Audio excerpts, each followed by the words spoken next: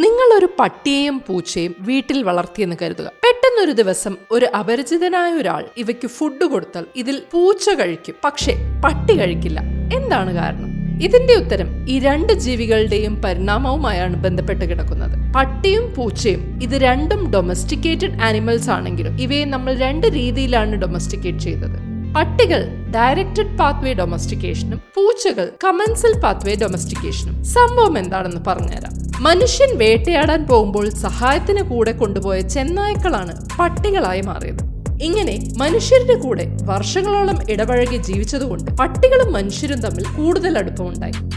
എന്നാൽ പൂച്ചയെ നമ്മൾ കൂടെ കൂട്ടിക്കൊണ്ടുവന്നതല്ല. മനുഷ്യരുടെ കൂടെ കൂടിയാൽ ഫുഡ് കിട്ടുവാനുള്ള വഴിയുണ്ടെന്ന് തിരിച്ചറിഞ്ഞ് നമ്മുടെ കൂടെ കൂടിയതാണ്. ഇതിനാണ് കമൻസൽ പാത്വേ ഡൊമസ്റ്റിക്കേഷൻ എന്ന് പറയുന്നത്. അതുകൊണ്ട് പൂച്ചയുടെ എയിം എപ്പോഴും ഫുഡാണ്. അത് കൂടുതൽ കിട്ടുന്നിടത്ത് പൂച്ച പോയിരിക്കും. പൂച്ചകളെ പോലെ ഫുഡ് കിട്ടുമല്ലോ എന്ന് കരുതി മനുഷ്യരുടെ കൂടെ കൂടിയ മറ്റൊരു ജീവി കൂടിയുണ്ട്, കോഴി.